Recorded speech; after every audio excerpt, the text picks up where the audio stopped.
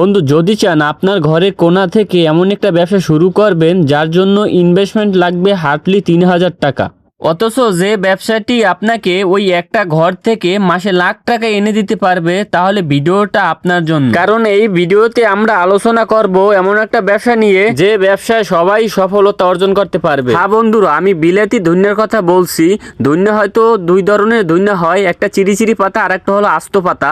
তো আমি এই আস্ত পাতার কথা বলছি। এটা 12 মাস ফসলে থাকে এবং 12 মাসই বাজারে থাকে। তো এটার ডিমান্ড যে এত বেশি, কিন্তু ডিমান্ড বেশি কিন্তু উৎপাদন কম, এই কারণে চাহিদা বাজারে অনেক বেশি। তো সকাল সকাল বাজারে গেলে 5,000 টাকার বাজার করলেও মাছ, গোশ, শাকসবজি আপনার এই ধনিয়ার মুঠোটা কিন্তু সাথে নেয়। তো এটার ডিমান্ডটা অনেক বেশি, চাহিদাটা অনেক বেশি। আর এটা সেল করা কোনো বিষয়ই না, বাজারে যাইবেন সেল করে আইবেন। শুধু সেল করতে এতটুকুই সময় লাগে, শুধু মালগুলো গুনে তারপরে দিবেন, এতটুকুই সেল করার সময়। সেটা হলো পাইকারিতে।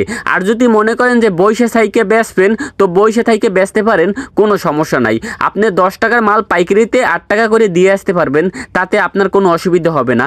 আবার বইয়া আপনি বিক্রি করলেও 10 টাকার মাল আপনি 10 টাকায় বিক্রি করতে পারবেন।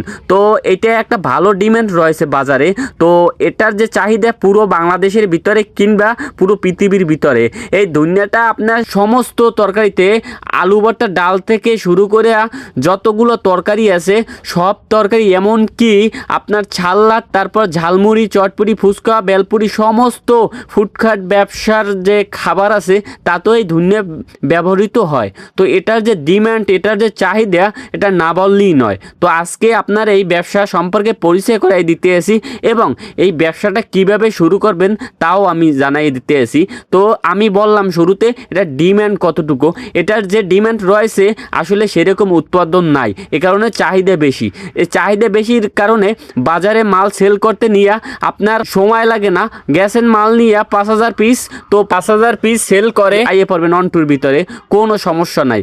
তো এই কারণে আমি বলবো এখন যে কিভাবে এটা চাষবাস করবেন এবং কত দামে বিক্রি করবেন। তো আমাদের সাথে থেকে ভিডিওটা সম্পূর্ণ দেখেন। বড় বড় 5 স্টার হোটেল এবং রেস্টুরেন্ট এত বেশি এই ধনিয়ার চাহিদা রয়েছে যেটা না বললেই নয়। 1,000-2,000 মুঠো তারা সংরক্ষণ করে রেখে দেয়। এবার আসি কিভাবে উৎপাদন করবেন, কতটুকু জায়গায় কতটুকু বীজ লাগবে, তো সেইটা জেনে আসি কিভাবে উৎপাদন করবেন, সাথে থাকে। সব ধরনের মাটিতেই বিলাতি ধনিয়া চাষ করা যায়। এই ফসল দাঁড়ানো পানি সইতে পারে না, তাই চাষের জমিতে যেমন রস থাকতে হবে, আবার দ্রুত পানি নিষ্কাশনের ব্যবস্থাও থাকতে হবে। প্রথমে ভালোভাবে চাষ এবং মই দিয়ে মাটি ঝুরঝুরে করে নিতে হবে। পর্যাপ্ত গোবর, আবর্জনা, পচা সার সহ সুসময় ও মাত্রায় রাসায়নিক সার সময় সময় প্রয়োগ করা প্রয়োজন। বীজ রোপণের পর উপরের স্তরে মাটি ভালোভাবে মিশিয়ে দিতে হবে।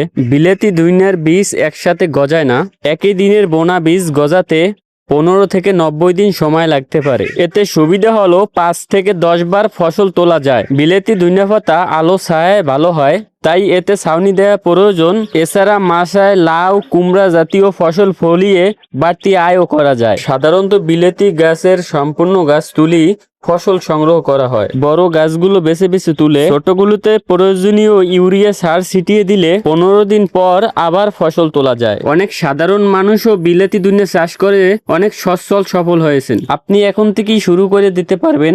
এটা 12 মাসই হয়। তারপর উঠিয়ে তারপর বাজারে নিয়ে পাইকারি বিক্রি করে আবার বাসায় চলে এসে আবার গাছের যত্ন নিতে পারবেন। তো ভিডিওটা যদি আজকের ভালো লাগে তাহলে ছোট্ট একটা লাইক করে, আপনি যদি নতুন হয়ে থাকেন তাহলে চ্যানেলটা সাবস্ক্রাইব করে একটা কমেন্ট করে জানাইতে পারেন যে আপনার কাছে ভিডিওটা কেমন লাগছে। তো ভালো থাকেন বন্ধুরা, আপনাদের কাছ থেকে আমি বিদায় নিচ্ছি। মোহাম্মদ তাহিদ ইসলাম। আসসালামু আলাইকুম, ধন্যবাদ সবাইকে।